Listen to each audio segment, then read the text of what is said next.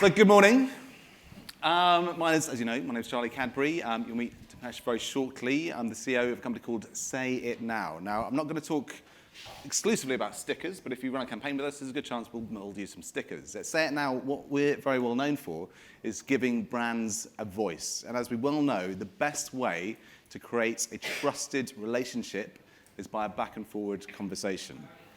But where has this all come from? You know, what's led us to this ability to build these infinite conversations at infinite scale? So if we look back at the history of the interface, how do us humans engage with technology? This changes about every 20 years.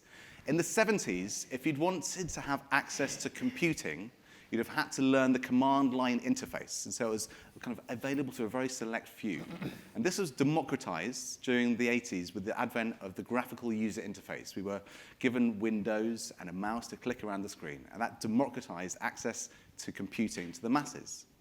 Then a little bit later, the World Wide Web came along and connected all of these computers together. And what that did is it gave us access to information, and information to all. And suddenly, we had democratized access to both computing and information. What happened with the mobile revolution is that we were able to take these amazing supercomputers wherever we were, right? And we were able to get access to this amazing computing technology and all the information in the world through our pockets. What's happened now with the advent of the voice interface is we're able to get access to all of this wonderful computing and all the information in the world just by using our voice.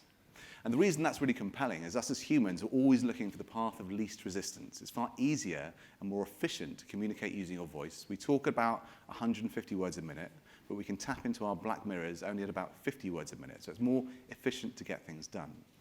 And if we look at the landscape, what's happened? We've now got about 500 million devices, the 500 million Alexa devices, these voice-enabled devices in people's homes. So 60% of UK homes have a smart speaker, about 90 million US homes have a smart speaker, and these are being used more and more. They're an integral part of the household. If I go into the kitchen and it's a rainy day, I will say to my three kids, can you put your coats on because it's raining outside?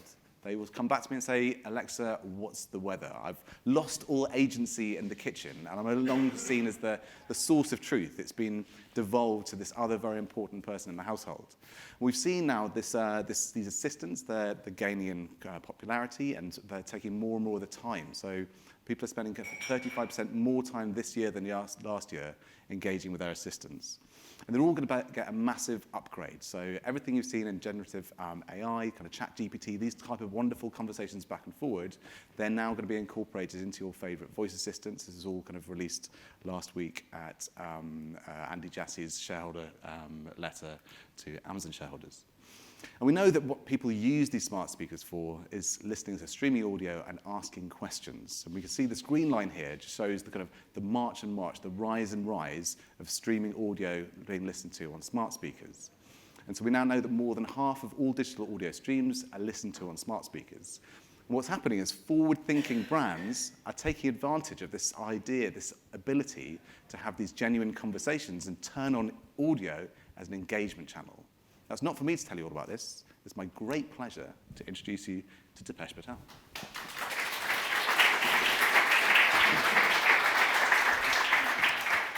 Thanks, Charlie. Funny hearing about your kids. So I've got 3 kids, and same.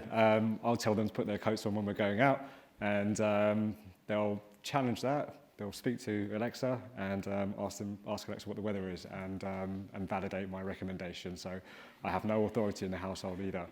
My name is Dipesh. I am the head of acquisition at Tesco Mobile, and I've been there for a year and a half now. I was formerly at Sky for 10 years, working in digital, and prior to that, I had worked agency side when I started out in media. I guess to offer some context for today, last year at Tesco Mobile was very much about recruitment, reconfiguring the team, navigating a restructure, and getting to a place of best practice. This year, we've set ourselves a target to strive for best in class, and that gives you a bit of context about what I'm going to share today. So, the history of the company, so we turned 20 last year. We celebrated our 20th birthday last year. We had a really strong year of trading last year. We're having an even better year of trading this year. Q1 has been one of our best Q1s ever. We have 5.5 million customers, 4 million are paid monthly, 1.5 are pay-as-you-go. And we are part of Tesco Group, and you probably heard Tesco Group announce results being announced last week. So all really positive. I think it was pre-tax profit was up quite significantly year on year. So all doing well.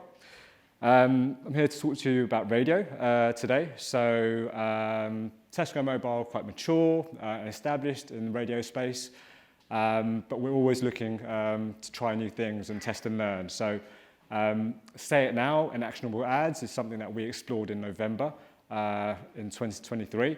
And I'd like to take a moment to thank my colleague over there, Andy Ward. He got this off the ground, and then also our MediaCom team and our Say It Now team as well, all been really helpful and supportive in the journey.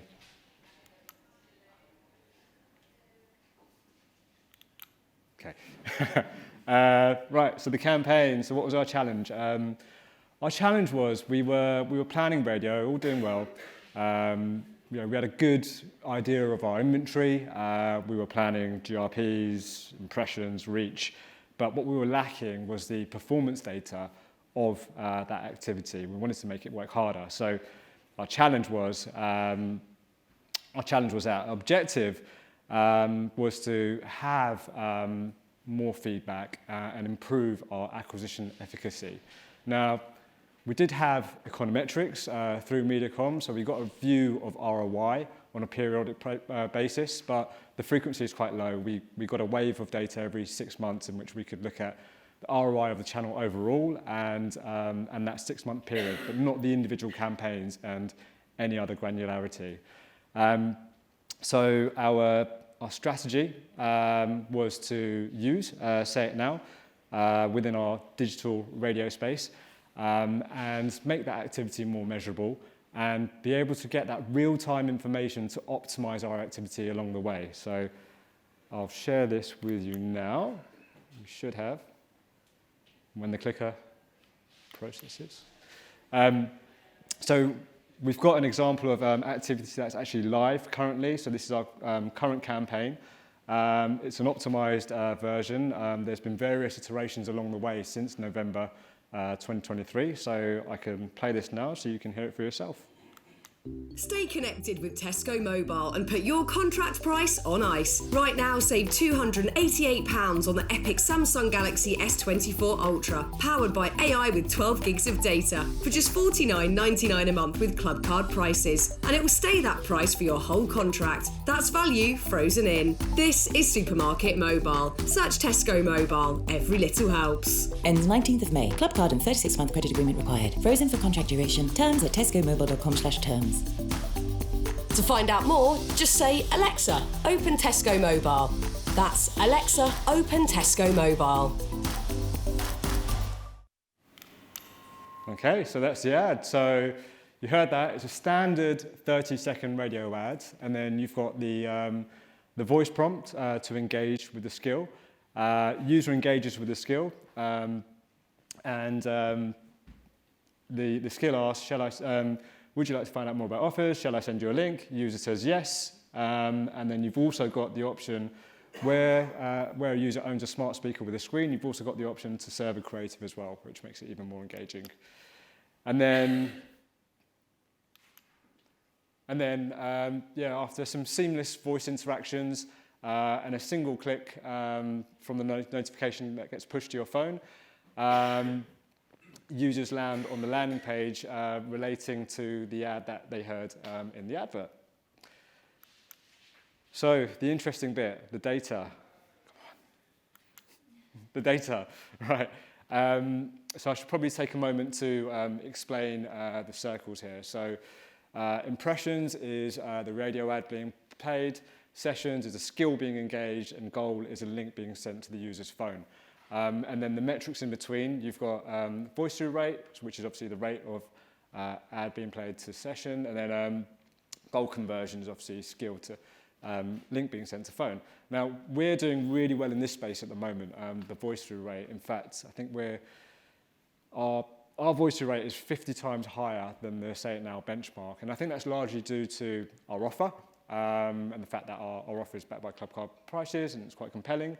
And our goal conversion is bang on average for Say It Now. But end to end, those two metrics combined, what this means is that we're generating loads of links to people's phones and lots of people are engaging with their ads and we're getting some great performance out of this. The other thing that we're doing as well, so for the current campaign that you just heard, we've got UTM tracking in place. What that means is that we can track website visits from the links being sent and also sales as well. And that's really useful insight to know how many people actually reach the website and to know also how many people are purchasing as well. Now, you probably have to have quite a lot of weight behind the campaign in order to track that level of sales data, but it just opens up that scope to be able to optimize your ads to sell conversion, which for me is really exciting. Being a digital marketer previously, to plan, test and learn and optimize radio activity in the same way that you would with digital is really exciting. And with that, I'm going to pass back to Charlie, and Charlie's going to take us through the accessibility and presentation of that data. Cheers. Hopefully this works.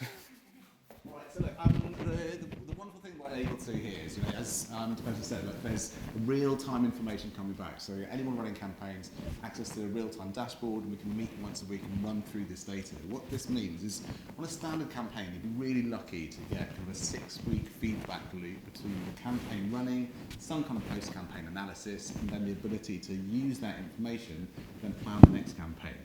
Now the ability to run this on a weekly basis allows us to make almost 52 different iterations of that campaign that's running throughout the year rather than 4 or 5 historically. Having all those ideas about how to optimize the media, whether that's day parting, A/B testing creative, and changing up the engagement within the skill, allows you to constantly optimize and improve the performance of the campaigns. And that's the kind of the massive benefit you get from running these actual campaigns. And what we've seen here, specifically with Tesco Mobile, is we've seen a 4 times rise in performance. We've only been running since November because we've been able to get that, the teams working better and better and understanding what can be changed, what can be tested, what can we test and learn here. And so what we're really seeing is, with these actionable ads, we're able to get kind of audio advertisers to take advantage of this real-time data and insight and allow them to use audio as a growing channel, specifically here for user acquisition. So we have a couple of minutes left, and I'd like to invite Dipesh back to talk about, what's next. I'll come to the audience for any kind of Q&A in a second, but specifically, what's next? What are you thinking about doing next? Lots. Talk to MediaCom and you guys only this week, not because we're at this event, but coincidentally we're planning our summer activity. The questions I've asked are, should we be adapting our standard 30-second radio ad for the home environment in the same way that you might do for drivers in a car, for example? So that's the question that we've asked. Also, there's some key events happening over summer as well, like Euros, for example. Is there any scope for adaptation there as well?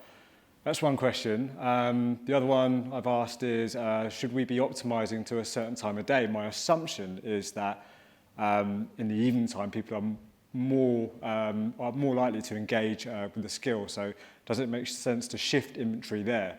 But then also with that question I've asked, can we frequency cap as well? Because we don't want to serve it over inventory in the evening, get lower reach and higher frequency, because that's no good.